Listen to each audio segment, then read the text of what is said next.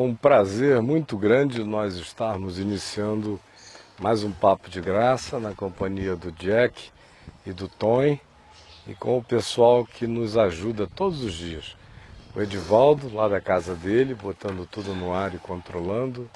O Thiago ali na mesa de cortes, cortando as câmeras e dirigindo. E aqui com a gente o nosso querido jovem, o filhote dele, o Rodrigo. E aqui uma câmera central sem ninguém. E ao nosso lado esquerdo o nosso querido Vidinha, que está só sentado aqui, como se fala aqui em Brasília, né? De boa. Muito de boa. Muito de boa. De boa. Então tá aí, na maior tranquilidade. O Vidinha é quem me deu as parreiras que a gente tem aqui nessas colunas aqui atrás. E é quem faz a poda e dá uma dor toda vez que ele poda. Mas aí eu me lembro do meu pai forçando a minha irmã a carregar um balde de água com areia molhada de Copacabana todos os dias, porque ela tinha caído de um trapézio e o braço dela, o cotovelo, ficou todo esmigalhado. E naquele tempo não havia os recursos de hoje, né? Isso era 64. Né? Então o prognóstico era de um braço duro para o resto da vida. Aí a gente ia todos os dias depois da aula para a praia em Copacabana e papai ficava lá me vendo jogar bola, os meninos correndo, fazendo castelo, não sei o que e tal, e a Sueli com o braço duro e muito triste de estar naquela situação. E o braço duro nessa posição. Eu não movia mais, porque quebrou tudo e ficou duro. E o prognóstico era esse, ela perdeu esse movimento. Só que papai nunca acreditou nessas palavras finais de ninguém, né? E aí, quando nós saímos da praia, ele me mandava botar assim um tanto de areia no balde e botar água. No início, era só um pouco de água. Aí ele mandava ela carregar o balde da praia de Copacabana até a nossa casa, lá na fronteira com Ipanema. Dava 1,5 km, 2 km, carregando o balde. E ela ia chorando. Qual era a idade dela? 9 anos. Aos prantos, achando ele mal. E ele dizia, minha filha, um dia você vai entender. É para o seu bem. Nem todo bem é bom. Nem todo bem é gostoso. É para o seu bem, um dia você vai entender. Ela ia abominando. Aí no dia seguinte ele dizia, põe mais um dedo. E eu tinha a função de ir fazendo o balde ficar mais pesado. Aí ela ia aqui, me dava uma pena, uma vontade de carregar para ela. Ele, não toque, deixa ela para o bem dela. Pergunta se ela se lembra hoje de que o braço dela foi duro. Você está brincando? Não, curou tudo. Em quanto tempo? 3, 4 meses. Porque ela era forçada a botar o peso. O prazo, ela teve que ir, ela foi. E hoje ela nem lembra que isso aconteceu um dia a ela. Então quando eu vejo o Vidinho ali podando, é como Jesus disse, né? Aquele que dá fruto, poda, para que produza mais fruto ainda. Então dói, porque está tão linda a parreira, são 4, 5 ali, cheias, às vezes os cachinhos, e vai com aquela ramagem, aí ele chega aí, você já viu, né? Fica só sem no dó osso. nenhuma, já reparou? Puf, puf, Ele puf. tá nem aí. Eu fico assim naquela agonia, se me mandar podar ali, por você, não, vamos deixar isso aí. Não, ele chega e diz para mim, escolhe dos ramos o mais viçoso. Eu até consigo ver qual é o mais viçoso, mas a coragem para cortar os outros lindos que estão ao lado. Ele só deixa o mais viçoso. Ele deixa sempre o mais viçoso naquela linda ali. Eu já ia sofrer uma intervenção diferente daquela. Nós vamos aplicar uma coisa que parece um ácido para forçar, porque o seu ambiente aqui, eu falei, é atípico de normal. Então vem cá, porque ninguém está te ouvindo. Fala Pega aqui, Vidinho. Pode vir aqui, Vidinho. Fala aqui, ó. Pode explicar para moçada. Cara, é o seguinte, se você ficou condoído daquele trato que eu fazia, que era poda, você ia ficar chocado com o de hoje. Eu ia aplicar uma substância que chama ureia, ela é mais ou menos igual você passar um salzinho numa ferida, sabe? É para poder fazer o quê? Forçar o seu pé a dormir, porque ele não dorme, ele tem água direta irrigado o ano todo, na verdade, por causa da grama, mas nós vamos fazer isso pro bem dele. Certo. Você vai, depois você está filmado isso aqui, nós vamos filmar aqui, vamos filmar no dia do sacrifício, que é aquele que você falou agora, né? No e dia do sacrifício. Vamos ver o resultado, tá bom? No dia do holocausto, né? Não tá fique bom. chocado. Tá Gente, bom. nem tudo é do jeito que se diz.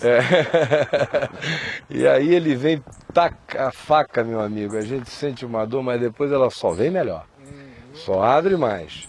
E é assim o processo. Na vida, na existência. As pessoas ficam achando que a poda de Deus acontece só com quem não está dando fruto. Mas quem não está dando fruto é cortado. Quem dá fruto sofre poda. E de tempos em tempos. São 2 ou 3 vezes no ano, Vidinha. 2 vezes, né? Forçado. 2 é legal, né? Março e agosto. Fevereiro e agosto. Então, essas 2 podas são fundamentais no ano para aumentar o viço. E é legal que falou que existem árvores que hibernam também, né? Uhum. E assim como o urso hiberna, a videira também hiberna. Hiberna. Né? Tem que dormir, senão... Se não tiver sono, né? E tem que acordar também. Né? Com certeza. Bom, mas ficaram muitos temas de ontem para hoje, né? Mas só uma pergunta aqui que eu fiquei tão curioso quanto ela. Que melhor tradução... Qual a melhor tradução da Bíblia que você indica? Eu não creio nessas coisas, não. Tem um pouquinho de melhor tradução da Bíblia. Sinceramente, acho que isso é uma mentirada da pesada. Não tem melhor tradução da Bíblia. Tem traduções da Bíblia boas e traduções da Bíblia nem tanto e algumas ruins. Mas a melhor eu não conheço. Só quem sabe da melhor são as sociedades bíblicas. Cada uma tem a melhor, que é para vender. E é um mercado que hoje em dia, a cada ano, eles lançam Bíblias novas. Tem gente que tem coleção de Bíblias que não lê.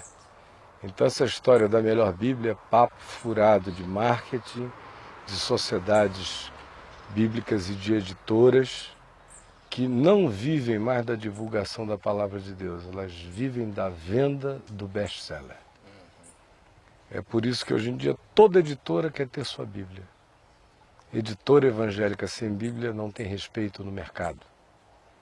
Aí cada uma lança a melhor. Ainda que a melhor seja com letra grande, letra pequena, capa mole, capa dura, capa não sei o que, tudo papo furado. Eu leio a Bíblia em todas as versões. Eu li a Bíblia muitos anos também na versão Testemunho de Jeová, com aquelas heresias deles. Nunca as heresias deles me prejudicaram na interpretação, por uma razão simples. Eu não leio a letra de tradução nenhuma, eu só leio o sentido, o espírito. A letra sempre mata, a melhor tradução sempre mata. A melhor interpretação é que interessa. E a melhor interpretação não depende de letras. Por mais que mudem-se letras e pequenos sentidos aqui e ali, não dá para alterar a história no Evangelho. Se eu lesse numa tradução que mudasse o sentido da história, do que está sendo narrado, mas nunca nenhuma delas conseguiu mudar o sentido do narrado. Ora, eu me alimento do sentido do narrado. Jesus disse, as minhas palavras são espírito e são vida. Ele não estava se referindo às letras. Ele estava se referindo ao espírito da palavra, que é vivificante. Então, a melhor tradução eu deixo para as sociedades bíblicas discutirem. Eu só sei o seguinte, a única interpretação é se Jesus for a chave hermenêutica. Do contrário, a melhor Bíblia vai gerar o pior resultado em quem não tiver essa pré-compreensão. O resto é marketing de venda de livro, best-seller de capa preta ou de qualquer que seja a capa. Coisa boa ouvir isso, viu? Tudo mais é babuzeira, é papo furado. E que se vende muito, né? É claro, ficam aí, são um mercado poderoso. Então fica essa história de Bíblia para lá, Bíblia para cá, Bíblia sagrada. A Bíblia é um ídolo. Bíblia de estudo pentecostal. Então te oferecendo uma caneta ali. Isso. Obrigado. Obrigado. Então, e essas Bíblias, com esses comentários sem fim, são horrorosas. Especialmente as que comentam. Quando ela simplesmente agrega, põe uma tábua cronológica, para o indivíduo saber quando cada livro foi escrito, quando ela dá alguns elementos de contexto histórico só, ajudando o indivíduo a entender a história paralela, ela é útil.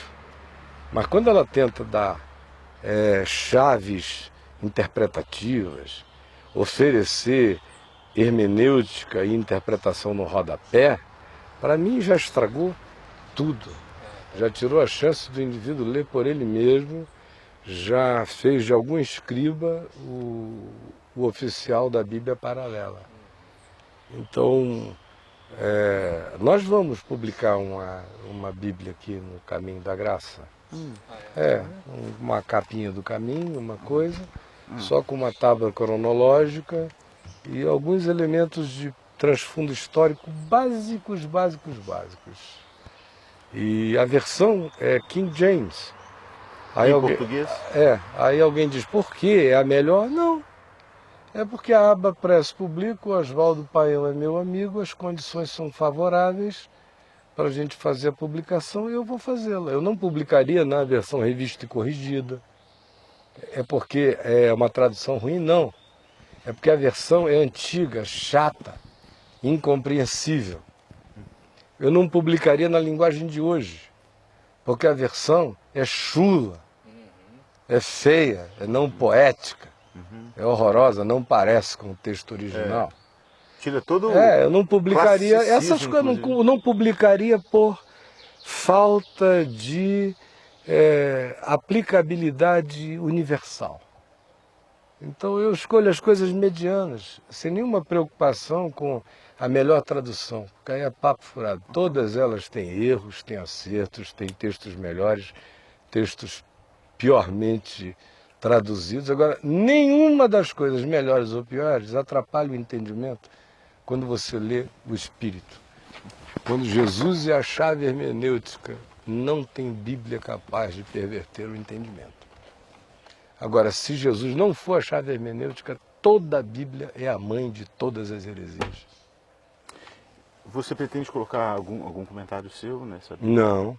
Nenhum? Não. O que eu comento sobre a Bíblia está no meu site. Quem quiser, vá lá e leia. Agora, eu não vou ficar botando notinha de rodapé minha em Bíblia de ninguém.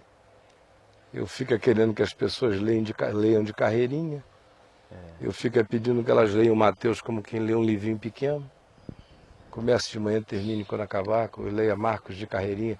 Eu fico fazendo tudo para o pessoal acabar com a Bíblia tarô, com a Bíblia... Aquelas subdivisões que eles colocam, né, de subtítulos ali... Atrapalha também Não, demais. Você vai colocar aquilo ali, vai deixar... Eu não prestei atenção ainda se quase todas as Bíblias têm aquelas subdivisões. Algumas talvez até para ajudar a pessoa a alcançar, a tentativa, né? É a facilitação do bloco. Mas, como quem põe aqueles negritos separando ali, nem sempre tem um entendimento das sequências e dos contextos, isso, eles às vezes interrompem algo que não acabou. Isso você vai rever bem, né? Não vou poder, já está impresso, a gente só usa a capa, só bota o invólucro, não é? Então eu nem sei como é que lá o negócio acontece. Mas essas advertências a gente sempre faz para o indivíduo não ficar impressionado com as separações. É por isso que eu peço para lerem de carreirinha. Crente entende muito pouco o Novo Testamento porque ele não lê como ele lê qualquer outro texto. Se eu te escrevo uma carta, do tamanho da carta aos Romanos, mas é uma carta. Eu, Caio, com Fonseca e Jack, estamos aqui e escrevendo a vocês, meus queridos irmãos, e escreva aquela carta ali. Minha pergunta é, todo dia você vai ler um versículo e vai passar assim anos pensando naquele versículo, ou você vai pegar essa bicha e vai ler de cabo a rabo? Agora, por que só porque está na Bíblia virou tarô? Virou oráculo? Cada versículo tem que abrir um portal. Aí ninguém entende nada, fica todo mundo entrando pelos portais das ficções, e em vez de entenderem, o cara começou aqui e terminou aqui. O que ele disse? Eu só sei ler assim. O resto, para mim, é magia, é bruxaria, é alquimia de letras, é tábua de tarô, enfim, é qualquer outra adivinhação, oráculo. De que não é. Agora, quem lê Mateus, aí vai lendo, aí no dia seguinte ele já nem lembra mais do que ele leu para cá. A minha sugestão é, antes que o indivíduo comece a ler a Bíblia devagar, ele lê o Novo Testamento de uma pancada só. Bem perto. Pelo menos umas 10 vezes. De cabo a rabo, como ele lê qualquer porcaria que ele compra numa livraria Saraiva. Leia primeiro, é um livro, leia. Leia. Depois que você leu, aí começa a estudar a história paralela. Aí depois que você tiver entendido bem esse escopo, você pode até ler porções, porque o todo já vai iluminar a porção. Mas enquanto você não tem o todo, a porção não ilumina nada. Ilumina muito pouco. Fica sendo aquela coisa de segmentos, daquele pedaço de Jesus que eu gostei. Fica essa frankensteinização do Evangelho. Esse pedaço eu gosto tanto desse pedaço. Esse é o meu favorito. Toda vez que eu estou angustiado, eu leio esse pedaço. Aí o cara fica, a vida dele vira aquele pedaço. Ele nunca entende o Evangelho todo, nunca se apropria da totalidade. Ele nunca compreende o Espírito. Ele nunca a mente dele faz a viagem toda. As pessoas ficam me perguntando o quanto que eu leio a Bíblia por dia. Eu li a Bíblia igual um doido os primeiros 15 anos da minha vida. Li desesperadamente, com toda a avidez e alegria. Agora, eu, sinceramente falando, se me tirassem a Bíblia, eu nunca mais pudesse ter acesso a ela, não ia mudar nada mais na minha vida. Está tudo escrito aqui dentro. Eu escrevo ali no site com a minha Bíblia longe de mim. Ela está toda na minha cabeça. Os versículos todos, olha, tem mais ou menos uns 5 ou 6 anos que eu não abro a Bíblia. A minha, para ver um versículo ali. Está tudo dentro, vai saindo. É um mito livro. Não, está escrito aqui dentro. Não era esse o sonho dos profetas? Inscrito no coração. Agora, eu não estou dizendo para ninguém não ler, ao contrário. É porque eu li tanto que ela se inscreveu dentro de mim. E é por isso que o livro vai ficando cada vez mais importante do que a palavra. Inscrita, guardada no coração. Então, eu não fico pensando, o cara diz uma coisa, onde será que está na Bíblia? Não, isso já virou um software, rodando, ninguém para, nem a morte. Está dentro. Não precisa de muita reflexão, está aqui dentro. E por isso, quando entra tudo, fica tudo muito simples, muito fácil. Porque a referência já não é externa. Ela está toda rodando dentro de ti. Essa é a tradução. Essa é a tradução. A melhor tradução é a vida. Essa é a melhor tradução. É a única que Deus respeita. É a única que Ele diz, olha, o que foi dito está sendo praticado. Este entendeu. Esta é a melhor tradução. Então vamos lá, né? Vamos continuar. José Nilson pergunta, como evangelizar um europeu, já que a miséria não é tão evidente? Mas e quem é que disse que para evangelizar alguém a gente precisa da ajuda da miséria? Isso é coisa de neopentecostal. Como o Macedo que me falou, primeira vez que a gente se encontrou, ele falou, você pode pescar com todas as iscas, porque você tem todas as iscas. Você pode pescar com camarão, você pode pescar com peixe, você pode pescar com minhoca, você pode pescar com pão. Agora eu só pesco com bosta. Ele falou assim. Para mim, com bosta. Eu sirvo merda do cocô. Porque o peixe que eu quero pegar gosta de cocô. Falou na minha cara, repetiu não sei quantas vezes. Aí eu falei, escuta, meu amigo, e quem é que deu a você a prerrogativa, o suposto direito de negociar, de mudar o conteúdo do que está estabelecido. O Evangelho não é camarão, não é minhoca, não é lagosta e muito menos caca. O Evangelho é pão da vida. E maldito é aquele que alterar seu conteúdo. Então, essa história de o povo que eu quero pegar gosta desse negócio, isso é coisa de neopentecostal surtado que abandonou a escritura, ou de pastor doido que diz, não, aqui não dá certo não, com rico eu não tenho como chegar, mas na miséria eu sei explorar bem a carência humana. Deixa o coração mais fértil, mais amolecido para receber. E outro mito, Jack, é também de que a carência humana só se estabelece através da pobreza. Das necessidades. E a carência humana tem muitas faces. Em geral, quando o indivíduo é extremamente pobre ou miserável, a aflição dele pela sobrevivência básica é tão grande que ele tem muita dor de estômago, mas tem muito pouco tempo para dor de alma, de angústia, de depressão. Pobre quase não se queixa de depressão porque a dor no estômago não abre o espaço para a sofisticação da dor da alma, que em geral começa a se tornar uma frescura existencial crescente quando o estômago está lotado de comida e a gente não tem carências fundamentais. Aí é por isso que você sobe uma favela do Rio ou entra no sertão nordestino, você vai ver todo tipo de miséria, mas as pessoas nunca te procuram, ou quase nunca, querendo conversar sobre síndrome do pânico, depressão, nenhuma dessas coisas. Agora, vá à Suécia, mude-se para o Japão, passe uns tempos em Nova York, nos Estados Unidos, só vai dar carências da alma. Só que evangélico só sabe lidar com miséria humana porque evangélico barganha com a miséria humana. É a teologia da prosperidade. Então, a antítese da miséria é a teologia da prosperidade.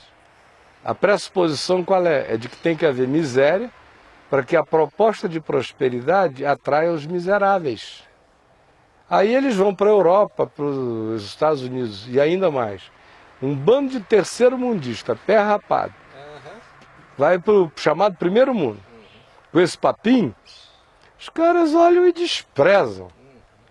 Mas não estão desprezando o evangelho, estão desprezando a macumbinha boba, que dá certo essa terreirada que está aqui em volta. Agora, o evangelho mesmo, ele atinge todas as necessidades e dimensões humanas. Existem pães a serem multiplicados, dá-lhes vós mesmos de comer, no mesmo contexto em que se diz aos que comeram pão, eu sou o pão da vida.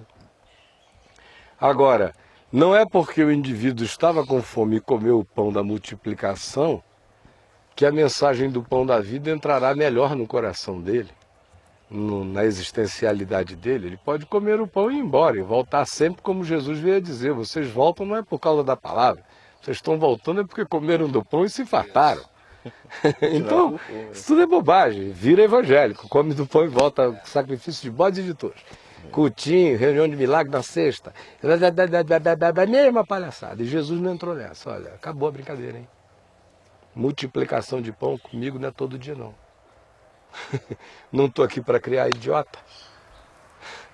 Foram 2 e não 10. E ele sempre querendo ensinar a outra coisa, do outro pão. Agora, a carência humana se estabelece em quem não está com fome no estômago, pode estar com sede na alma, como a samaritana. As vezes que eu passei fome na vida foram muito poucas. Fome involuntária, né? Fome voluntária, eu passei muitos anos com fome voluntária de jejum. Mas involuntária, 3, 4 dias, uma semana de fome. Em 72, 73, em Copacabana, numa circunstância lá. Mas a minha alma sentiu uma fome só e uma sede infinita, embora eu estivesse, na maior parte das vezes, sempre com gente rica, abastada, isto e aquilo outro. E neles eu identificava, como eu identifico a vida inteira, a mesma fome, a mesma sede. É por isso que Isaías 58 manda que a gente abra a nossa alma com o faminto. Porque isso é mais do que dar pão. Há horas em que você tem que dar pão. João diz que se eu venho falar do amor de Deus para alguém que está em profunda carência material e eu tenho como socorrer e não socorro, em mim não está o amor de Deus, é tudo papo furado. Então, se eu identifico carências, eu tenho meios de atender, o Evangelho me manda naturalmente fazer isto, antes de qualquer coisa. Se o indivíduo está caído no chão, é levantá-lo, é Lucas 10. É assim que Jesus ensina. Agora, aí não para o processo, não estanca. Há um outro pão, não é só desse pão que vive o homem, mas de toda a palavra que sai da boca de Deus. Então, quem quer que lide com a profundidade do ser humano, não fica jamais preocupado com miséria como elemento favorecedor da suposta pregação do Evangelho, porque a miséria está instalada na alma de todo homem. Se não for fome de pão, é fome de outra coisa, mas a miséria nos é comum. E o Evangelho é a palavra de Deus para todo tipo de miséria humana, não apenas em relação à carência material, mas, sobretudo, até o elemento material fundamental é claramente afirmado no Evangelho como fundamental e não como essencial. Essencial é a palavra que sai da boca de Deus. Sem essa, eu morro. Sem pão, meu corpo perece, mas eu não morro. Eu me lembro de uma carta que você mandou de alguém da realeza. Você postou de alguém da realeza. Numa angústia, numa miséria da alma enorme. Uhum. Disso que você está falando. Aqui em Brasília, a gente está cercado pela realeza política. Só tem desgraça, miséria, aflição, desespero, síndrome do pânico, angústia para todo lado. Quanto mais o ambiente for pobre, menos as subjetividades angustiosas estarão presentes em razão da prevalência das necessidades materiais imediatas. O cérebro não tem tempo para esse processamento meticuloso da subjetividade. As soluções imediatas se impõem. Agora, quando isso tudo está resolvido, aí veja onde é que os grandes índices de suicídio acontecem, entre os pobres ou entre os abastados? Entre os ignorantes ou no meio da classe média culta? Isso é disparado. Pobre quase não se mata. Quem se mata é rico. É uma questão lá que o Kierkegaard colocou como ninguém. Quando a pior coisa que um indivíduo conhece na existência é a morte, ele quer viver. Mas quando a pior coisa que um indivíduo conhece na existência é a vida, ele quer morrer. Então, o pobre tem a ilusão frequente de que a dor dele decorre da escassez.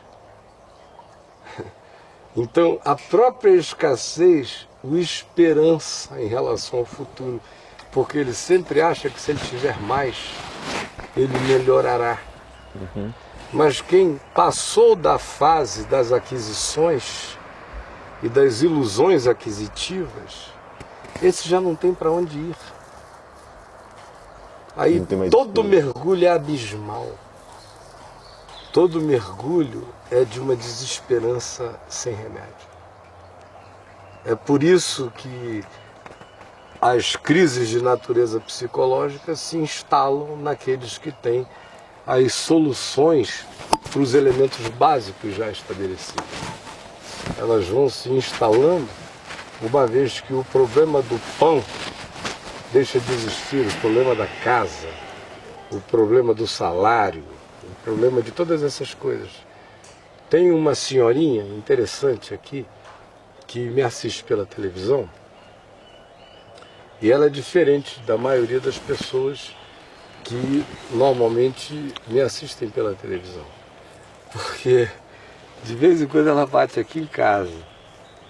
E ela é uma senhorinha bem pobrezinha, ela se expressa mal, às vezes é até difícil você entender certas articulações, o que ela está querendo dizer. Ela nunca me falou de angústia, nem de depressão, nem de nada. De que ela fala? Ela nem fala de pão. Ela só chega e diz assim, olha só, eu não entendo tudo que o senhor diz, mas me dá uma paz. Me dá uma paz, eu não entendo tudo, mas eu sei que é tudo verdade. Que gracinha. Aí ela só diz pra mim, continua orando por mim, tá, pastor? Continua orando por mim. Ela me narra o corolário de desgraças todas, é um marido doido, não sei o que, bababá, ela tem que sustentar a casa toda, e o sujeito não leva nada, mas o mundo dela imediato é aquele ali. E agora, ela pega um ônibus, vem não sei de onde, não avisa, chega, já veio 3 ou 4 vezes, outras vezes ela só liga.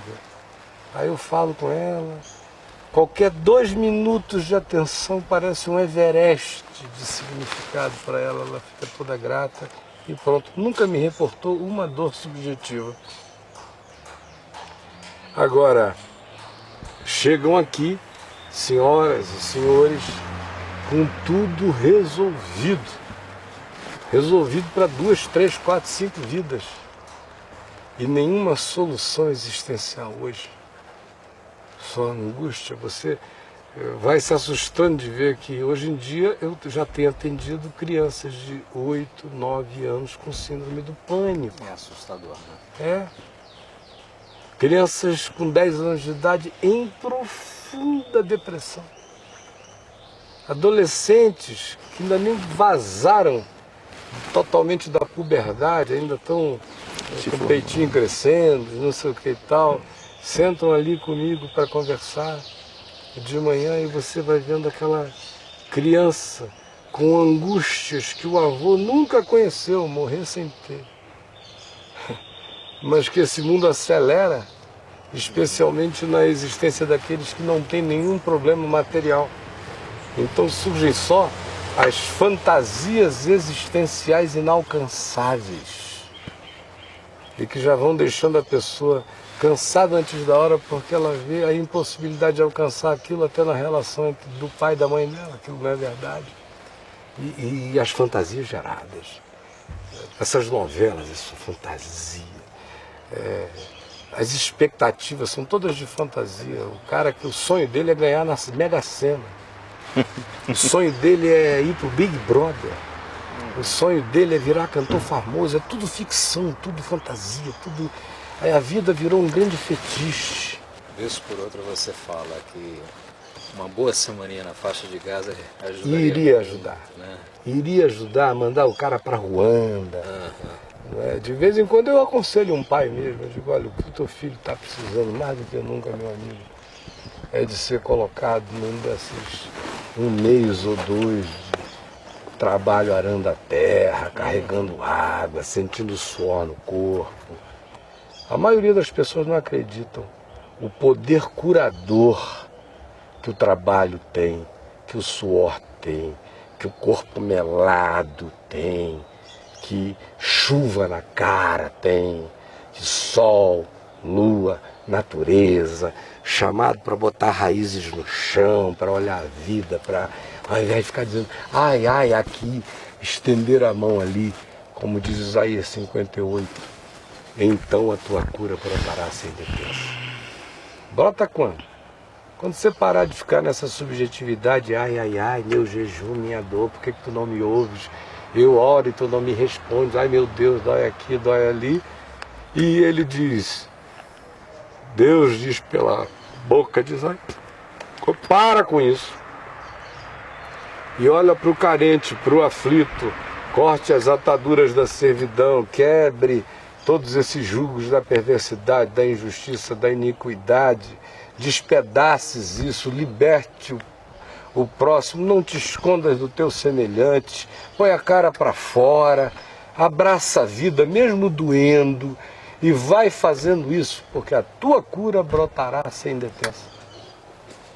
O que as pessoas parecem que não acreditam é que não existe cura melhor para a alma do que o serviço amoroso ao próximo.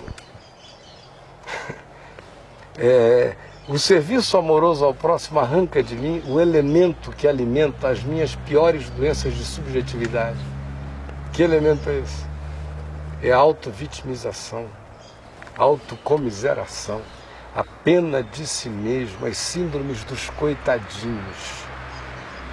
Quando eu paro com toda atividade por causa da minha dor, eu fico rodando aquela rodinha de hamster existencial, psicológica, interior, que só tende a crescer e a avolumar a minha dor subjetiva como algo maior do que o universo. Quando eu encaro a minha própria dor e digo, olha, se você quiser doer, doa por conta própria, porque eu tenho mais o que fazer, e estendo a minha mão para a vida e começo a tocar os outros e a ajudar a dor do outro, a minha some como sumiu a vida inteira e eu não vi. Eu não recomendo toda hora, procure um psicoterapeuta, um analista, um psiquiatra. Eu mesmo nunca fui a nenhum, a não ser para levar gente que tinha vergonha de ir, e eu queria muito que fosse, e levei para alguma avaliação psiquiátrica ou neurológica ou dessa natureza. Do contrário, todas as minhas cacetadas foram tratadas por Deus no chão da terra. Quando eu digo chão, é chão literal mesmo. Quanto mais deprimido alguma coisa me fizer, mais descalço eu vou ficar, mais de sunga eu vou ficar, mais mergulhado na água eu vou estar, mais nadar eu nadarei, mais suar eu quererei suar, mais ao ar livre eu quererei estar, mais vontade de dormir ao relento eu terei. E não ficar atribuindo a nada. Não, nem a ninguém. Vamos tratar da vida. Como gente grande, né? E vamos levar isso no peito. Essa coisa não aguenta a resposta da vida. Essa atitude. Não aguenta, não. Essas dores não aguentam essa resposta. É que as pessoas não creem. A auto-vitimização, a autocomiseração, a pena de si mesmo, a síndrome de coitadinho, essa sensação que as pessoas têm de que existe um sonho, um complexo de Paulo Coelho. Se você tiver um sonho, o universo inteiro vai conspirar a teu respeito. Balela! Vai conspirar porcaria nenhuma. O universo trabalha contra o sonho. O justo não viverá pelo sonho, o justo viverá pela fé. Quem vive de sonho acaba tendo muito pesadelo. Quem anda pela fé é que é vitorioso até o fim. Encara o sonho, o pesadelo, não se impressiona com o sonho, não esmorece com o pesadelo. Caminha na firmeza de convicções acerca do que seja bom. Mas está muito gritante essa fragilidade hoje. Gritante e aumentada e vai se superlativizando. Você ouve todo dia lá nos atendimentos das pessoas. Não é? Terrível, triste. E não há, parece que por parte das pessoas há cada vez menos a disposição de simplificar o enfrentamento. Todo mundo chega com a síndrome de Naamã na presença de Eliseu. Porque é isso que a feitiçaria psicoterapêutica faz. É isso que a bruxaria psicológica faz. É criar um monte de dificuldades, complexidades, tornar tudo muito longo. Olha, você vai ficar bom, mas nós vamos ter que trabalhar isso. A exumação do avô, do pai, da mãe, disso, daquilo, não acaba nunca mais de exumar corpos, de ver se você lembra, traga, e o cara não te dá um retorno, só ouve. É uma facilidade ser psicólogo, porque é só ouvir. Os caras não têm coragem de meter a cara para fora, de botar o deles para fora, de confrontar o sujeito, de chamar a luz. Aí ele chega com essa síndrome de não. Aí vem, eu não tenho tempo. Eu não tenho 4, 5, 6 sessões para dar a ninguém. Então a minha aflição é ajudá-lo, e ajudá-lo logo. Porque eu não tenho 4 meses para ele, 5 meses, 8 meses, muito menos um ano. Tem muita gente na fila.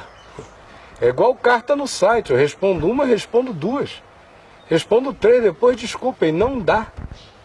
Tem gente a beça. Você vai ter que aprender a se virar. Eu não sirvo peixe, eu ensino a pescar. Essa é a minha vocação no Evangelho. Não é criar dependentes, é criar filhos de Deus que caminhem e que desenvolvam uma consciência adulta para enfrentar a desesperança, a tristeza, dor, para serem sal da terra, luz do mundo.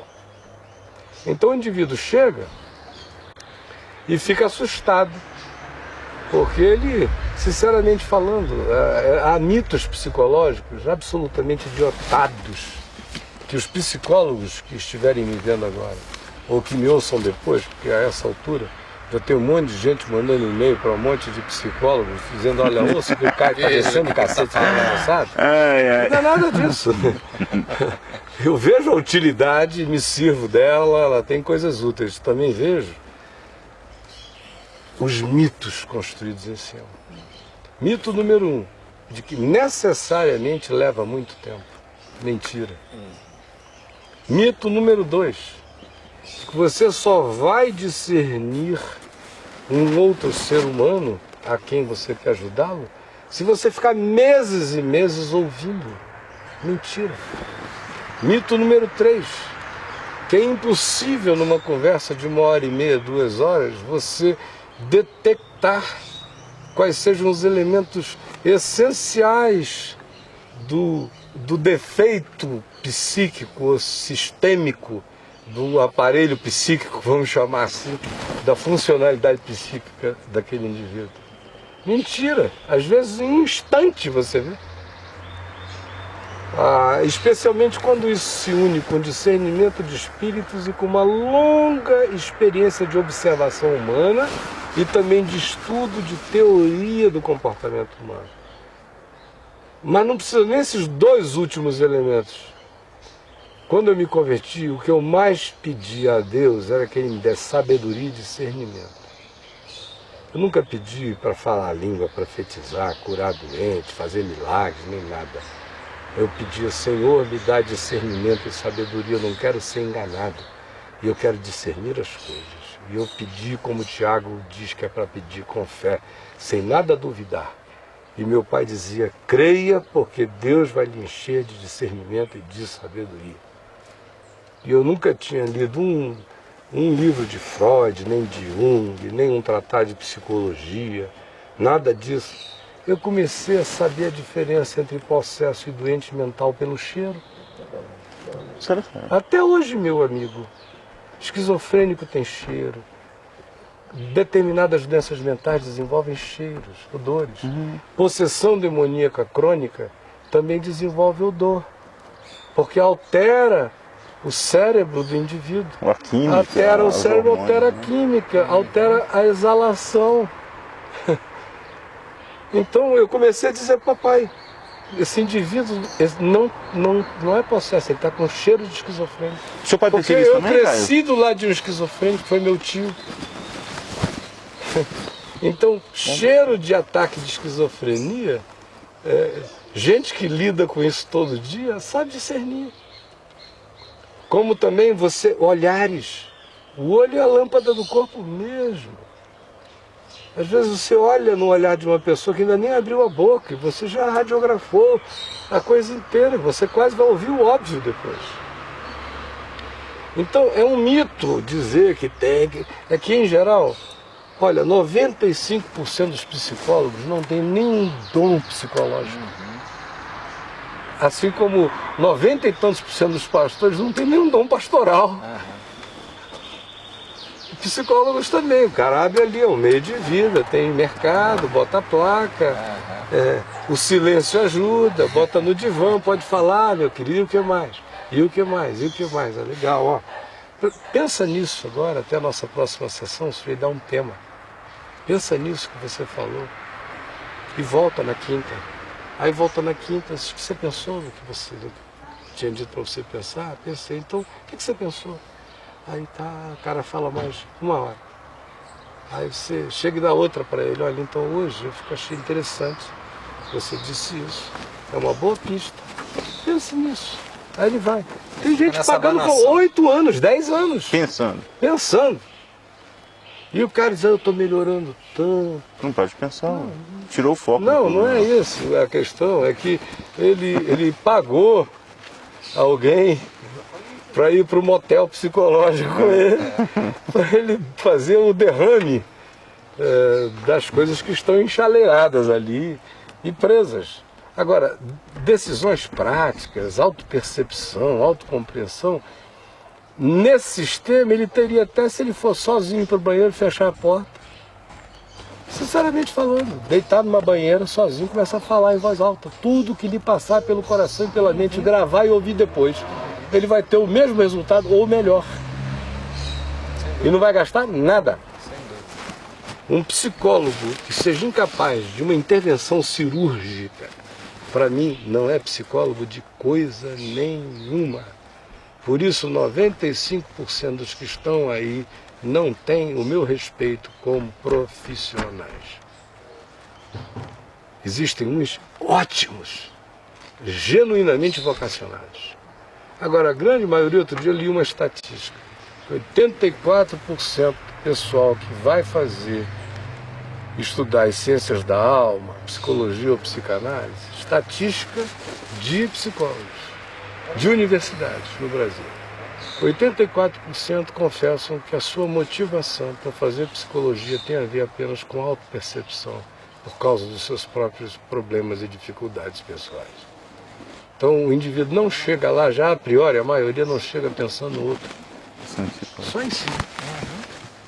Então, aquilo que foi estudado por ele como uma tentativa de autocompreensão, como ele já gastou 4, 5 anos naquilo, vira no meio de ganhar a vida, no ganha-pão dele.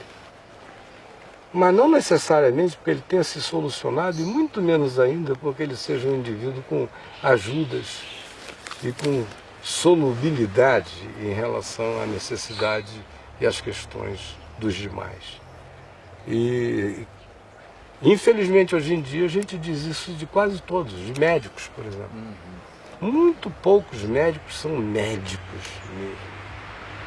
A grande maioria está ali desesperada, está de olho na bunda da enfermeira e no conforto médico e quanto é que eu faturo aqui. Agora, aqueles indivíduos com aquela vocação sacerdotal, dispostos a enfiar a mão na chaga, correr riscos, estão diminuindo flagrante e rapidamente no mercado. Então, às vezes o indivíduo chega, depois de 4 conversas, 3 conversas, ele próprio se dá alta. Diz, desculpa, pastor, olha só, não vou precisar voltar. Coisa boa, né? Não vou precisar, porque eu já entendi tudo, o senhor é tão ocupado, tem tanta gente para ser atendido, obrigado, só queria saber o seguinte, se em algum momento o bicho apertar, eu posso lhe dar uma ligadinha? Claro, meu filho, pode ligar. Raramente. Em geral, a palavra que eles vão ouvindo lá no Caminho da Graça, lendo no site, vendo na VMVTV, vai desentortando tudo. E por falar nisso, eu fiquei muito triste hoje, porque ontem eu cheguei em casa, tava a galera toda lá, menos o Davi. E o pessoal fala muito alto, sangue italiano. Já bagunça, todo mundo brincando em casa e... Está sendo bem ouvido aqui. Eu não sei. Pai, você tem um problema com o som, que é uma coisa séria. Já, fala.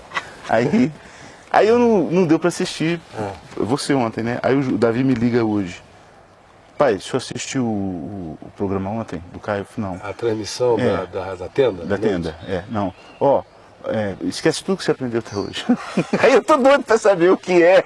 Esquece, pai, esquece. Olha, é um divisor de águas.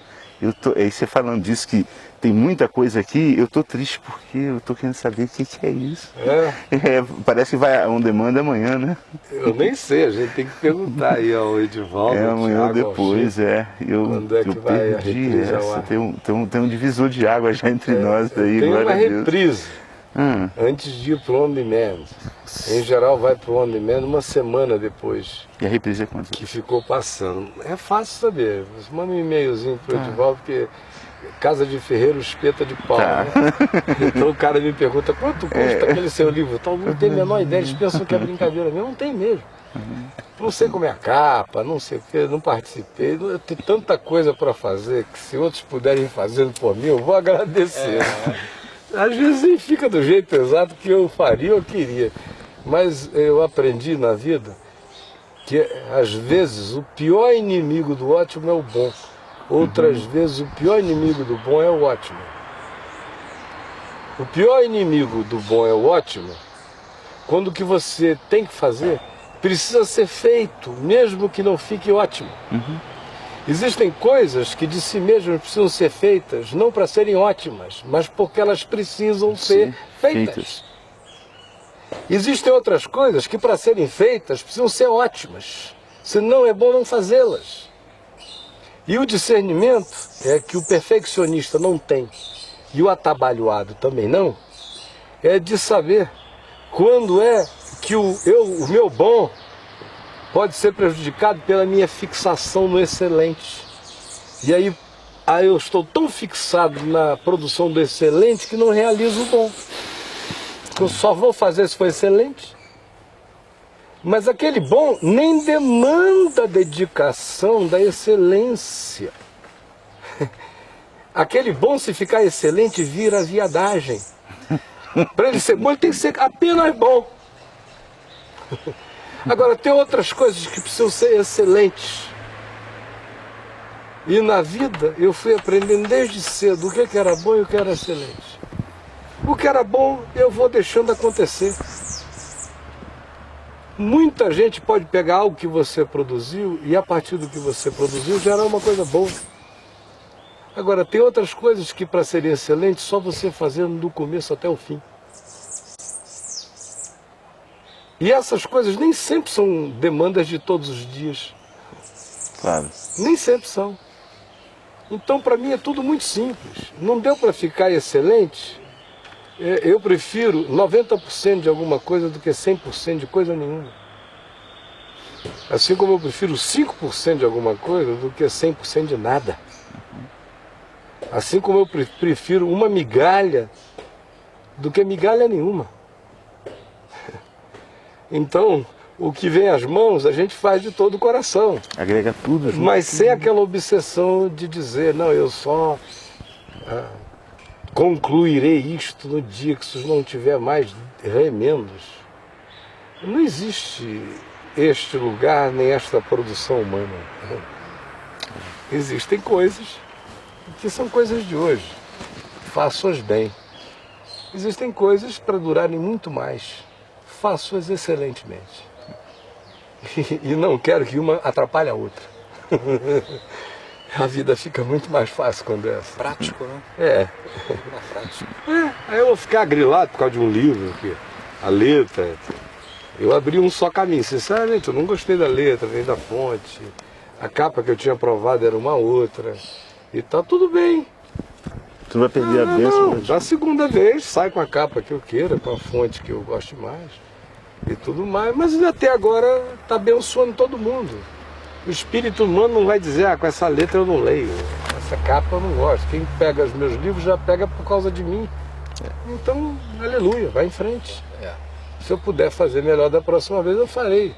Agora imagina se eu fosse um perfeccionista, eu devolveria tudo para a gráfica, não tem a minha cara, não parece comigo, não é isso. Deveria ser horrível trabalhar com livros, gente olha, assim. eu não gosto da cara de 97% das capas dos meus livros. Acho brega, feias, umas fontes horríveis e tudo mais. E não é de hoje não, no tempo da Vinci, os livrinhos saíram lá, eu não via. Eu não tinha tempo. Eles eram transcrições de falas minhas. Eu confiava no conteúdo. Eu tinha falado de não perverter, o conteúdo era bom, era evangelho. Agora, a capa, às vezes me mostrava a capa de, ai meu Deus, parece o livro de um imbecil.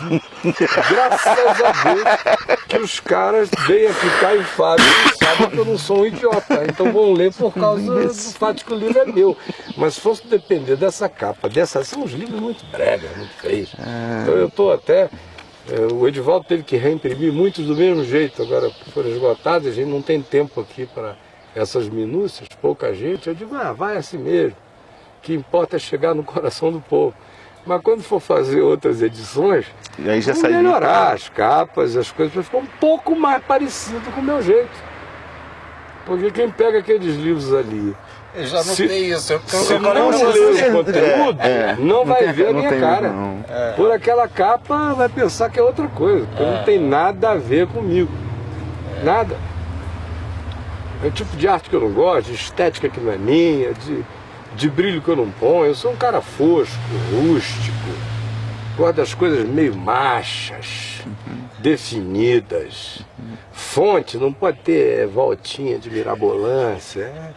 É do gótico pro macho, a minha fonte. Eu não gosto dessas coisas. Se possível, Arial, né? Que não tem muita... Lá, um negócio assim, talha no romano, na pedra, mas vamos lá. Ficar com muita voltinha, pinguinho, coraçãozinho, não é comigo. Não gosto. Mas e aí? Não é o fundamental. Qual é o fundamental? Enquanto eu não gosto dessas capas, eu podia não ter publicado nenhum livro. Aqui, ó, a capa do Nefilim e do Eníbrigo da Graça é um show, vem da Chita falando aqui. Do Nefilim? É. Não gostei. Daquele falo da espada enorme? Não gostei, não gostei mesmo. A primeira capa que tinha sido aprovada foi feita pelo meu amigo Robin Glass. Quando eu acabei de escrever o livro nos Estados Unidos, em setembro de 99, ele já tinha uma capa pronta. Eu terminei de escrever o livro na casa dele, debaixo de um daqueles furacões que passaram em 99 pela América. E a capa estava pronta. Só que editoras são um caso sério. Os caras têm a mania de que porque eles têm um capista lá, ou tem um escolhedor de fontes, que eles é que tem que ter a prerrogativa de escolher esses negócios. O livro é do sujeito.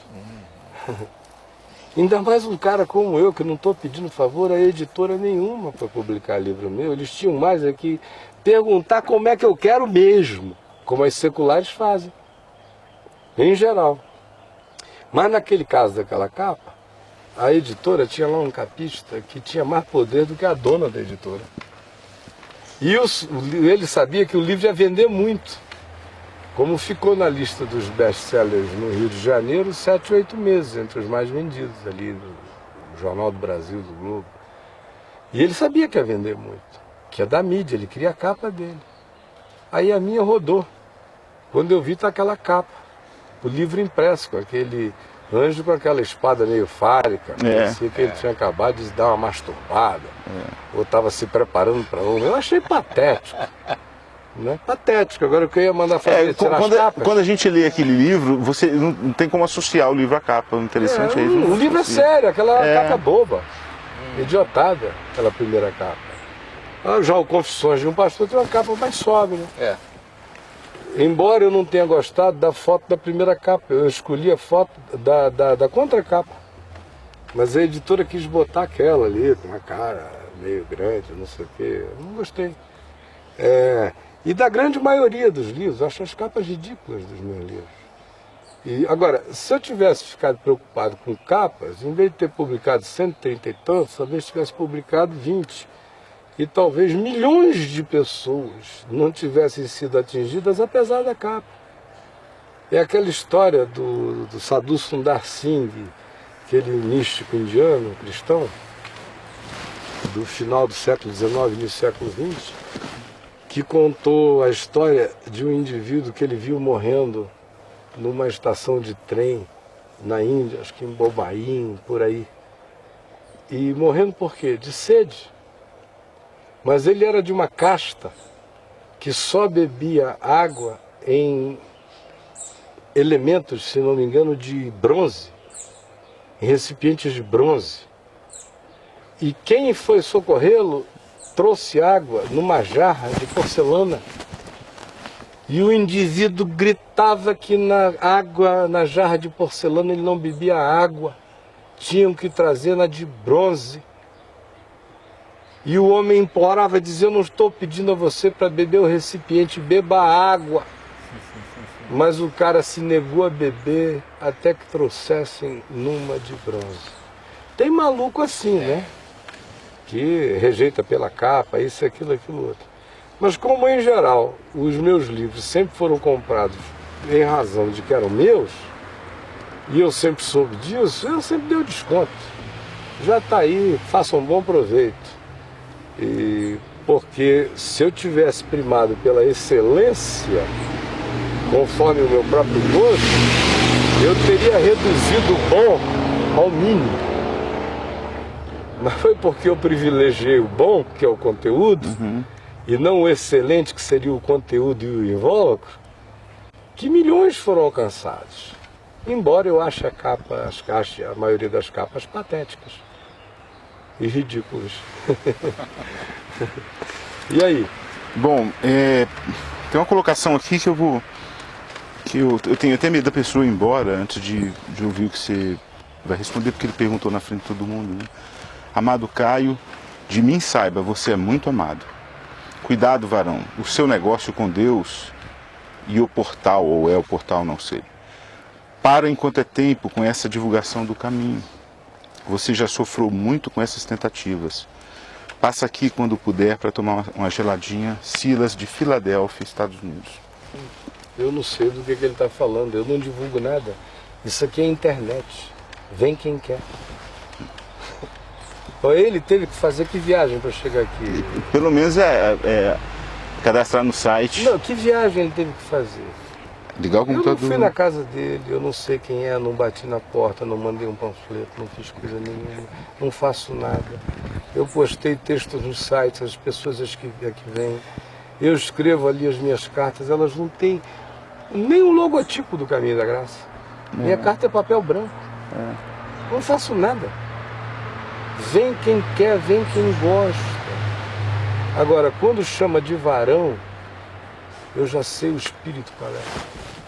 Cuidado, varão, pode até dizer que passa para tomar uma geladinha, mas tem um varão lá dentro. E não é de um homem, não. É só uma vara de dureza e um pré-juízo, um pré-julgamento. Ele é que acha que eu me divulguei no passado. Eu nunca me divulguei. Eu sempre fui corrido atrás. E continuo quieto. Onde é que eu estou? Em casa. No meu jardim. Ele é que entrou aqui e disse: cuidado, varão, você está se divulgando. Eu não fui na casa de ninguém. Eu vou continuar no meu caminho. Tome cuidado, é quem olha para mim, projetando em mim a ele mesmo. Ele é que tem esse problema. O problema dele é esse. É isso que ele não quer enxergar. Ele, no meu lugar, seria um surtado. E ele não entende por que eu, no meu lugar, não sou porcaria nenhuma, apenas eu mesmo. Agora, eu não tenho culpa se isso para mim é ar. E eu trato disso com naturalidade. E se para ele, esse é um grande problema, ele se trate, ele se cuide. Mas não transfira para mim um problema que eu não tive. E nem tampouco qualquer coisa que me aconteceu no ano de 98 teve a ver com popularidade minha. Teve a ver com uma decisão existencial minha para decidir uma coisa que tinha a ver com a minha vida particular. Eles coletivizaram o problema porque quiseram. A minha decisão não tinha nenhuma incidência coletiva sobre a mensagem do Evangelho. Era uma decisão particular assumida por um homem, não divulgada por ninguém que não eu mesmo. Não teve nada a ver com popularidade, nem coisa alguma. E hoje eu estou aqui na minha casa. Quem veio aqui foi ele. É igual o indivíduo apertar a campainha da minha porta, é igualzinho. Apertar a campainha da minha porta, abrir e dizer assim: cuidado, varão. O que ele escreveu? Olha só como é patético. Amado eu estou Caio. em casa, não sei quem ele é. Não sei quem ele é. Esse nome só é Samuel? É Silas de Filadélfia. Silas, eu conheço milhares de Silas. Se ele não me disser um pouquinho mais, eu não sei quem ele é. Posso conhecê-lo profundamente. Mas só dizendo o primeiro nome, na minha cabeça já veio um panteão de Silas aqui na minha cabeça. O fato de estar na Filadélfia também não me posiciona em lugar nenhum. Agora, inverte a ordem. Isso aqui é a campainha da minha casa. O sujeito tem que fazer uma viagem para chegar aqui. Não sou eu dentro da casa dele, é ele dentro da minha. Ele decidiu vir para mim, participar de uma conversa. Então esquece o virtual. Ele está na minha casa. Baixa a campainha lá. Apertou a campainha Aí e você vem e me abre. diz isso. Primeiro eu quero saber se ele teria coragem de vir na minha casa, apertar a campainha e me dizer isso. Na cara, né? Não, não tem. Ele sabe que ele não tem. Mas lê. Amado Caio, de mim, saiba você é muito amado. Cuidado, varão. O seu negócio com Deus e o portal. Para enquanto é tempo com essa divulgação do caminho. Você já sofreu muito com essas tentativas. Passa aqui quando puder para tomar uma geladinha. Essa geladinha virtual é um banho de água fria que ele tenta dar num cara que, se ele jogar a água mais gelada do mundo, vai queimar a água dele. É isso que ele não entendeu ainda. Eu não estou de brincadeira aqui. De brincadeira tá quem fala uma coisa dessa para um homem que viveu já quase 40 anos sem brincar com o Evangelho. Então, geladinha, mano, passa, mas vem com a cara limpa, olhar nos meus olhos e me dizer o que ele me diz. Na virtualidade, qualquer um diz o que quiser. Eu quero olhar nos olhos de um homem e me dizer isso. Quero te encontrar. Quero sentir a verdade desse amor, varão. Quero vir me falar disso, na minha face, no meu rosto, com geladinha, com quentinha ou com morninha, como ele quiser. Só vem falar para mim. Mas não fique mais brincando de me mandar mensagens no chat. Por que essa moçada te vê como uma ameaça, hein? Não, eu devo ser uma ameaça para eles. Pois é. Eles é que entram em crise comigo e ficam pensando que eu tenho alguma crise. Eu sei que eu sou. Não para, né? Sou um cara resolvido em mim mesmo, tranquilo e pacificado no jardim da minha casa. Sem chamar ninguém, vem quem quer. Sou convidado o dia inteiro para viajar, não vou a lugar nenhum, não aceito convite nenhum, nem do Caminho da Graça. Mas olha, no chat todo dia Eu envio o aparece um Marcelo, desse. envio o Marcelo, Adailton, nem para o caminho eu vou. Agora, para varão, eu digo, está repreendido, eu te repreendo em nome de Jesus. Essa persuasão é do diabo. Nem a morte me para. Porque se eu morrer hoje, essa mensagem vai aumentar ainda mais. Então, sinceramente, arreda Satanás. Não venha de brincadeira de eu te amo de verdade. Porque quem ama de verdade não brinca disso. Nem passa uma mensagem desse jeito, dizendo eu passo outra hora aí para tomar uma geladinha. Um homem como eu, ele tem que aprender que amor não é assim. Isso para mim é tudo brincadeira, é balela. Não acredito nesse amor. Também não. Nem um pouco. Vamos lá, meu irmão. Aqui, olha, deixa eu passar para você. Teu irmão querendo saber que perdão é aquele que está em João 20, 23. Se perdoardes os pecados serão perdoados, se os retiverdes serão retidos. Só pode ser, João 20, 23. Sim, que perdão isso é aí. esse? Olha, esse é um tema tão amplo. E eu tenho mensagens aqui, até pregadas no Caminho da Graça, sobre esse tema. E programas aqui que devem estar no on demand sobre esse tema. Mas ele demandaria da gente pelo menos uma meia hora de conversa, a gente não vai ter. De modo que, se você puder guardar para amanhã, no início do programa a gente teria já tem provavelmente mais tempo para falar do assunto. As raposas têm os seus covis, é uma alusão à elite econômica e as aves dos céus e seus ninhos aos pobres? Não, era uma alusão simples ao fato de que Jesus não tinha onde reclinar a cabeça. E reclinar no sentido na hora de morrer, já ouvi, ou na hora de deitar para dormir? O indivíduo estava dizendo, eu irei contigo para onde quer que tu fores. Vou te seguir. Ele não tinha uma casa. Jesus olhou para o indivíduo e disse, meu filho, pensa bem. Porque você é o tipo do cara que parece que sem travesseiro, sem cama, sem banho todo dia, não aguenta a onda. É simples assim. Vê bem se você vai segurar as demandas do caminho, as privações do caminho, o hebreísmo do caminho, a tabernacularidade do caminho, a falta de poder estabelecer e dizer esse aqui é o meu chão para sempre no caminho. Ou seja, esse caminho poderá levar você, e certamente levará você, a uma situação que a maioria das pessoas chama de insegurança, ou de privação. Veja bem se é isso que você quer. Porque aves vivem numa situação melhor, e raposas também, do que eu, que hoje estou aqui, amanhã estou ali. Chega alguém dizendo, querem te prender, ele vai para Galiléia, muda para fora do país, retorna pela Samaria. É porque as pessoas não têm ideia das geografias e das manobras de Jesus e nem leem as geografias dos evangelhos baseadas no fato de que toda hora se diz, e ali que lhe prenderam, ameaçaram apredejá-lo, soube Jesus que conspiravam para matá-lo e retirou-se e foi. E tem sempre um movimento. Jesus não fica brincando com a hostilidade humana. Ele sente hostilidade, ele vai. Ele só vem deliberadamente para a hostilidade humana na hora da cruz. Do contrário, ele entra e sai. Ele entra e sai. A situação esquenta, ele dá uma saída. Interessante que nunca dá uma impressão de que ele está fugindo. Não. Interessante, Passou né? por ele, saiu, não fica para comprar a briga. Não é chegada a minha hora, não há ninguém que o desvie do seu curso. Ele segue. Não há nenhum varão que diga, cuidado, varão. Ele segue. Ele segue. Agora, é legal o Silas mandar isso para mim. Por que ele não escreve para o Malafaia, Charazinho? Logo para um cara que está quieto aqui. Não, e o texto.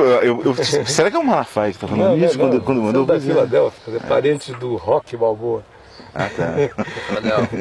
Desculpa a brincadeira. É claro. Há quem diz o que às vezes ouve umas brincadeiras. Né? Com certeza.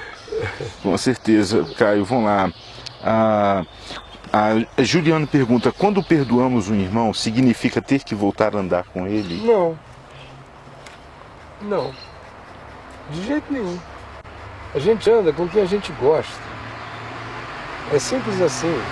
Jesus mandou amar o inimigo, não mandou adorar o inimigo, gostar do inimigo.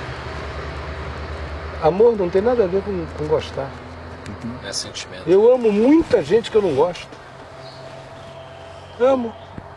Porque amor você é decisão. gosta, e você consegue gostar de quem você não ama? Desculpa. Hã? E é possível gostar de quem Já você ama? gostei de gente cujo ser eu não amo. Ah, tá.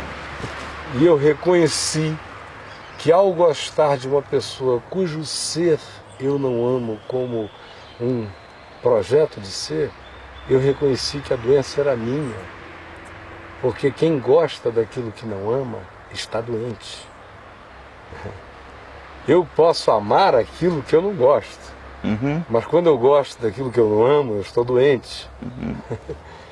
Quando eu amo o que eu não gosto, eu sou sadio e maduro. Porque apesar de não haver nenhum estímulo, como necessitam os pagãos que só amam a quem gostam, os discípulos são chamados a amarem até quem eles não gostam.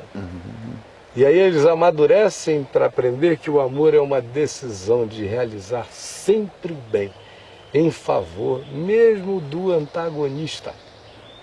Mas não tem nada a ver com romance, com gostar, com dizer, que admiração, que pena que ele não gosta de mim.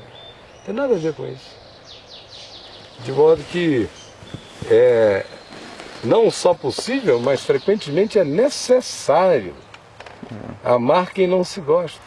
Talvez eles precisem até ouvir isso aqui. A pergunta, você ama inclusive o Silas Malafaia e o Macedo? Claro. Eu sei disso. Eu oro sei pelo disso. Macedo todos os dias, pedindo a Deus de antes dele morrer, ele ter uma chance de se converter ao Evangelho. O Silas também. E eu já tenho dito isso ao Silas muitas vezes. Se um cara que me escreve de vez em quando aqui, que se manda e-mails para mim chamado Silas Malafaia, for o Silas, que me manda de vez em quando, mas não sei. Mas o estilo parece seu dele? Não sei, ele manda 4 linhas, sempre. E, se for, toda vez que ele me manda um e-mail, eu respondo dizendo, minha oração por você é que você se converta ao Evangelho. Mas ele pode achar que isso é uma agressão de todo tamanho. É só o que eu tenho a dizer a ele. Minha oração a você, que você se converta ao Evangelho. Não teria, sinceramente, que desejo melhor do mundo é isso. Se ofender, sinceramente. Eu fico imaginando, tento me converter no evangelho todo dia. Eu ouvindo de você, Fonseca, olha, meu desejo é que você todo dia se converta ao evangelho. Obrigado. E eu ia falar assim, puxa, meu irmão, glória a Deus, mas será que ele recebe isso? Não, isso não é o meu problema. O problema Eu dele, escrevo né? para ele, se for ele que escreve, é ele escrevendo para mim. É igual o rapaz aqui, que eu não sei quem é, mas o Varão, que quer tomar uma geladinha. Olha, tem É igualzinho. Eu não sei quem é, meu irmão. aqui, tem alguém dizendo que a pessoa aqui foi mal entendida. E eu li Ipsis Literis, o que ele escreveu. Bom, então quem não quer ser mal entendido, ou não fala, ou fala claro. Não foi eu li, eu escrevi. Não tem essa história do mal entendido. Quem está escrevendo pensa, né? Ninguém obrigou, ninguém perguntou, ninguém fez nada. Ele é que sentou e falou, vou falar. Aí falou essa besteira, ouviu essa verdade. Que sirva para todo, né? Todo pelo amor mundo. de Deus, as pessoas pensam. Não fica triste aí, não. Se foi mal entendido, amém. Ou então, se foi ele que diz que não foi bem entendido, Não, foi outro que defendeu ele. uma coisa particular me dizer, o meu e-mail é contato@caifá.com. Agora, por que ele botou no chat? Tá tirando o homem. Ele não ganhou meu respeito até pela mídia que ele usou para dizer o que ele quisesse. Ele está tirando uma onda aqui. Só que o meu faro vai muito longe, longe. Eu já vi todas as pregas de todas as facetas desse traseiro humano e das suas dissimulações e disfarçatez. Itamar. Franco? Não, acho que não. Não, tomara que seja bem franco. Bem franco, né? Como enfrentar uma perda familiar? Eu tenho um irmão que há 5 anos está enfermo desde que meu pai morreu. Não existe uma receita, né? Não existe. Nossa, Deus é mesmo. Tentar oferecer receitas é blasfêmia contra a individualidade humana, a carência, a necessidade, a particularidade, a singularidade de cada dor, de cada indivíduo, de cada relação. O melhor que eu posso fazer por essa pessoa quanto a uma sugestão é pedir que ela entre lá no meu site, especialmente no link Histórias, e leia tudo que eu escrevi acerca da perda do meu filho Lucas e acerca do meu pai, que já é uma perda diferente, sem as dores da perda de um filho. Uma coisa é você perder um filho jovem, de 22 anos, outra coisa é o seu pai, de 81, 82, partir para a eternidade, é mais do que normal. Então, até para sentir dor, a gente tem que ser normal. Tem que ser normal. Que existem dores, é normal. Dores e dores. Tem dores normais. A minha mãe, não sei se ela está ouvindo agora, talvez esteja lá em Manaus.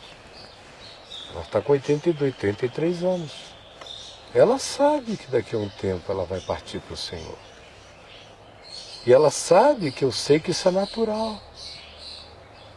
Eu vou chorar as lágrimas mais doces De saudade. da inspiração da musa feminina da minha alma, da mulher de caráter e de fé e de amor e de fidelidade que ela é e foi no dia que ela não estiver aqui. E serão doces essas lágrimas. Não haverá um pingo de desespero, só alegria, gratidão e glória. Se o meu filho com 22 anos não houve um pingo de desespero, só houve uma dor indescritível, mas sem desespero. Como o meu filhinho que viveu 8 horas e morreu, me fez derramar lágrimas. Eu dei nome a ele e o sepultei. Derramei lágrimas. Mas não teve o peso do... Não, eu não chorei a noite inteira. O Lucas eu não parei de chorar 22 dias de dor. Eu queria ficar no quarto, no máximo a Adriana e um filho ou outro comigo. Dor. Até o dia que eu disse, chega.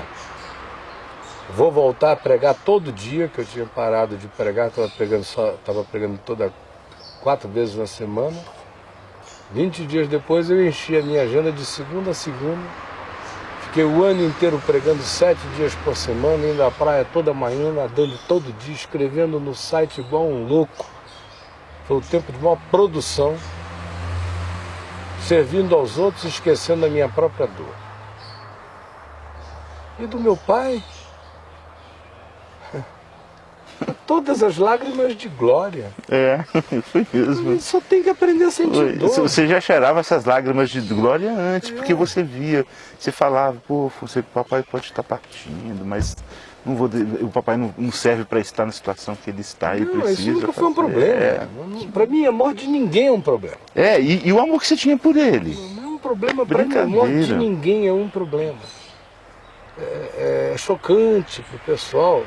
Mas é isso que Jesus ensina, é isso que o Novo Testamento ensina, é nisso que eu creio, eu não quero outra vida além dessa. A morte morreu, deixou de ser um problema, eu não consigo entender crente com problema com a morte. Morte do pai, morte da mãe, morte do filho, morte do feto, morte acontece, morte e vida, e não precisa ser severina. Acontece toda hora, faz parte. A gente tem filhos, aí... Meu Deus, era normal antigamente a pessoa ter 20 filhos e perder 10, 13. Hoje em dia o indivíduo perde um feto que está de 3 meses no ventre, vai para o psicólogo 2 anos. É uma fragilidade que, meu Deus, e crente que não sabe incluir a morte no pacote da vida, não entendeu o Evangelho ainda. Como Paulo diz, porque agora em Cristo tudo é vosso. Seja a vida, seja a morte. Sejam as coisas do presente, sejam as coisas do porvir. Tudo é vosso e vós de Cristo e Cristo de Deus. A gente pode dar a mão em volta das tumbas e cantar. Onde está, ó morte, a tua vitória? Onde está, ó morte, o teu aguilhão? E fazer isso como quem dança ciranda, cirandinha, vamos todos cirandar. Porque Jesus venceu a morte. Agora, enquanto eu vejo o indivíduo dizer que Jesus venceu a morte, que ele crê na eternidade, fala em salvação, mas não deixa nem a avó morrer, entra em pânico se o pai adoecer e for morrer. Minha avó morreu 3 vezes. Se desespera. Pelo amor de Deus. Morrer é normal. Qualquer um pode morrer. E quem crê em eternidade, quem diz que crê nessas coisas, não crê que Deus cuida. É normal. Óbvio, né? Crê que Deus cuida. Aí eu fui ali fazer aquela cirurgiazinha do coração, obviamente que os meus filhos ficaram preocupados, né? Não, e coincidentemente você pregou algumas mensagens que eu segurei assim, ó. Para com isso, meu irmão. Você sentiu? Você ouviu? Claro. Você ouviu? Para só com isso. porque eu estava com uma cirurgia cardíaca marcada, que a associação ficou estabelecida. Pois é, eu associei. Porque se a cirurgia não estivesse marcada, eu prego aquilo toda hora e ninguém associa nada. Eu sei, mas eu associei, eu fiquei. Aí todo mundo assim. me perguntando, você está com alguma impressão? Eu digo, não, então não foi o primeiro, não foi o único. Nada. Que nada, tanto. Eu tô te falando isso foi a primeira até vez o meu agora. amigo Carlos Bragantino me visitando aqui e falou, Caio, rapaz, você tá falando muito sobre isso, você tá com algum presente mesmo? Eu ficava não, assim. mano, é que você sabe que eu vou ter. Tá com essa associação, mas eu falo o tempo todo disso aí. Pois bem, aí, especialmente a Juliana, que é a caçula, né? Preocupada. Paizinho. Eu estou muito nova para você ir, papai, não sei o que, tal, aquela coisa toda. E o que é isso, minha filha? Para com isso. Mas deixa eu te dizer uma coisa. Eu vou qualquer hora dessa. Se não for amanhã, é qualquer hora dessa. Mas não vai mudar nada. Porque quem cuida de ti não sou eu. Quem cuida de ti é quem cuida de mim. E quem cuida de mim no dia que me levar é porque já tem tudo melhor para você. Então relaxa e fica tranquila. Porque você olha para mim e diz hoje, o papai me ajuda em tudo. Pode ser que o Senhor me leve e você descubra o quanto eu te atrapalhei. E como a sua vida cresceu ainda mais. Então, eu não tenho nem essa ilusão da minha fundamentalidade na existência de ninguém. Não tem. Não tenho preocupação com o Caminho da Graça, com o site, com Vem Ver TV, com os meus filhos. Está todo mundo na mão do Senhor. Durante muitos anos, a minha única preocupação acerca da morte tinha a ver com as crianças pequenas. Da minha morte. Quando eles eram? Quando eles eram pequenos. Mas mesmo assim, quando eles já estavam com 12 anos, o mais velho com 12 anos, e a Juju ainda com 5, 4, eu já tinha tirado esse grilo do meu peito. A minha confiança já tinha crescido para saber que o Senhor cuidava. Hoje, então, meu irmão, por exemplo, pode haver uma companhia, poderia haver, para minha família, uma companhia melhor do que a do meu pai? Pelo que eu conversei, porque eu não conheci seu pai. Mas esses dias, essa semana, a Juliana sentou para mim, Caio, e começou a falar do seu pai. Eu fiquei com a tristeza de não ter conhecido ele. Eu te digo que de todos os seres humanos que eu conheci na Terra, eu não poderia almejar bênção maior do que ter sido gerado por aquele homem. De ter apanhado dele, sido beijado por ele, sido ferido e curado por ele, com o amor dele. A graça de ter tido um homem que me fez virar um homem. Mas ele foi, e deixa eu te dizer, minha mãe ficou melhor, minha irmã Sueli ficou melhor, minha irmã Aninha ficou melhor, eu fiquei melhor, os netos dele ficaram melhor. Sabe por quê? Infelizmente, meu amigo, a natureza humana parece que só começa a usufruir a sabedoria póstuma. Enquanto ele estava ali, ele era um oráculo vivo, era todo mundo acomodado. É chegar e perguntar e o oráculo responderá. Agora, eles têm que lembrar do que o oráculo falava. E eles estão tendo que praticar todo dia por conta própria a sabedoria daquele oráculo paterno, que nada mais era do que um repetidor do Evangelho. Todo mundo melhorou, todo mundo mais adulto, todo mundo por conta própria. Mamãe agora entende de banco, de contabilidade, está na internet, se comunica. A autodeterminação dela para as coisas que ele cuidava cresceu enormemente. Ou seja, de 2 anos para cá ela fez um upgrade que de outra sorte ela não faria porque ela não precisava. Ele forneceu tanto tesouro que na hora que ele foi, ele podia dizer, convém-vos que eu vá. Como Jesus para que vocês disse, possam usar o tesouro. para vocês crescerem, para que Jesus falou para que o Espírito Santo venha. No caso dele, ele poderia dizer para que a presença do ensino que eu lhes passei se torne vivo para cada um de vocês, porque a ausência do sábio é que acaba provocando a sabedoria no coração de ouvintes que até então eram extremamente acomodados. Então eu não me preocupo com nada, no dia que o Senhor me levar, todo mundo vai melhorar. Eles estão ótimos, graças a Deus, mas vão ficar melhores. Se esse site aqui, se eu morrer hoje, ele vai ajudar 100 vezes mais gente do que hoje.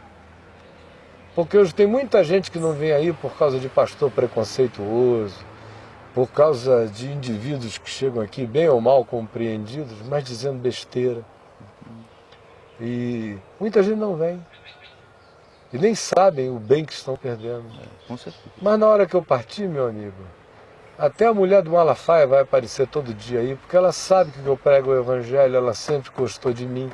Os abraços que eu recebi dela a vida toda sempre foram sinceros. Enfim, algumas pessoas me têm como inimigos. Eu não sou inimigo de ninguém, porque quem quer que ame o Evangelho tem parceria comigo. Eu sei que eu prego o Evangelho. Então, a minha presença aqui é uma coisa muito interessante. Ajuda por enquanto. Vai chegar uma hora em que o Senhor vai me levar para ficar melhor.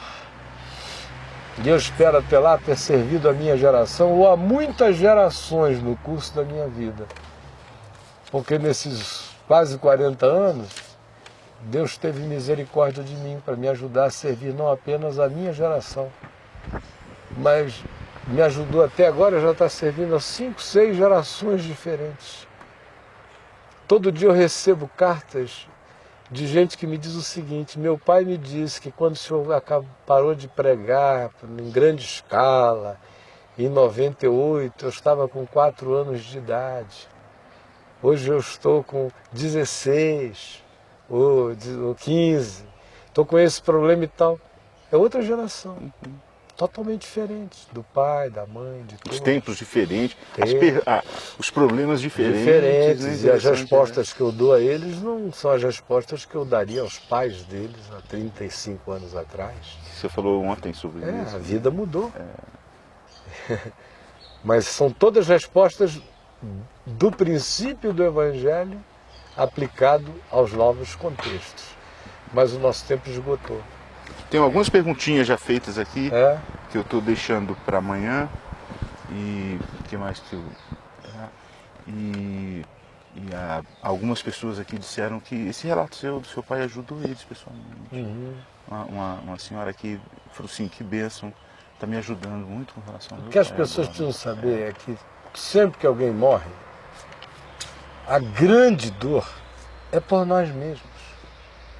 Não por quem foi. Se a pessoa é de Jesus, a que perdeu é de Jesus, e a que se foi é de Jesus. Quem ficou tem a honestidade de dizer: eu estou sentindo dor por mim, eu é que sinto falta dele. Mas pelo amor de Deus, não diga que está sentindo dor por causa de quem morreu. Porque é uma depreciação ao chamado da glória de Deus. É uma depreciação do que Jesus disse: Pai, porque a minha vontade é que onde eu estou, estejam também comigo aqueles que tu me deste do mundo. Porque preciosa é aos olhos do Senhor a morte dos seus santos.